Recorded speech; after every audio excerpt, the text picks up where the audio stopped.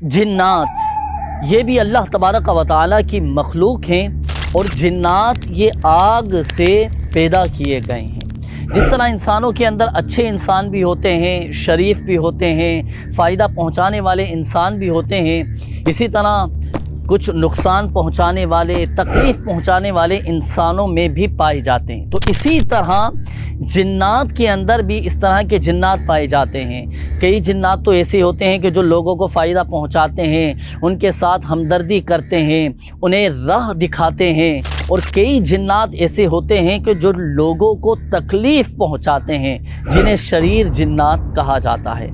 तो आइए नाज़रीन, आज हम बात करेंगे शरीर जिन्नात के हवाले से, और शरीर जिन्नात के शर से महफूज रहने का आज एक ख़ास अमल भी इंशाअल्लाहुल करीम मैं आपको अर्ज़ करूँगा। याद रखिएगा नाज़रीन, अगर जिन्नात, शरीर जिन्नात आपको तंग करते हों, या आपकी फैमिली में से किसी को तंग करते हों, परेशान करते हों, या आपके घर में, आपके मकान में, आपकी दुकान में कोई नुकसान पहुंचाते हों, और आप चाहते हैं कि हमारी और हमारी फैमिली की, हमारे घर बार की इन शरीर जिन्नात से हिफाजत रहे, तो लीजिए एक ख़ास अमल आपने करना होगा, और इंशाअल्लाहुल करीम इस अमल की बरकत से शरीर जिन्नात से आपकी, आपके घर बार की हिफाजत रहेगी।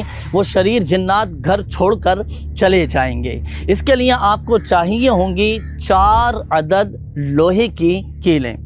ये 4 अदद कीलें आपको चाहिए होंगी। इन 4 अदद कीलों पर आपने कुरान पाक की ये 3 आयात, सूरतुत तारीक़ की ये 3 आयात, बिस्मिल्लाहिर्रहमानिर्रहीम, इन्नहुम यकीदून कैदा व अकीदु कैदा फमहिलिल काफिरीना अमहिलहुम रुवैदा। ये सूरतुत तारीक़ कुरान पाक के 30वें पारे में है। इन आयात को 25-25 मरतबा पढ़कर आपने हर कील पर दम करना है।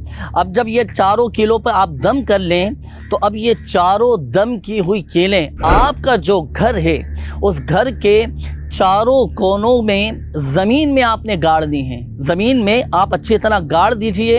अब इसके 2 फ़ायदे हासिल होंगे। एक तो ये कि उस घर में सांप नहीं रहेगा, और दूसरा फ़ायदा ये होगा कि उस घर से आसेब यानी शरीर जिन्नात ये दफ़ा हो जाएंगे, चले जाएंगे, और आपको इंशाअल्लाहुल करीम कोई नुकसान नहीं पहुंचाएंगे।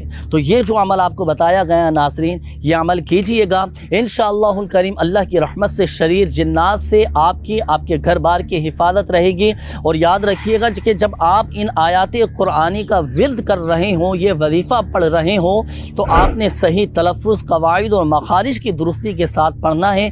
फिर इंशाअल्लाहुल करीम इसकी बरकतें आपको हासिल होंगी। अल्लाह पाक हम सबको शरीर जिन्नात के शर से महफूज फरमाए, अपने हिफ्ज़ व अमान में रखे, आफ़ियत और सलामती नसीब फरमाए।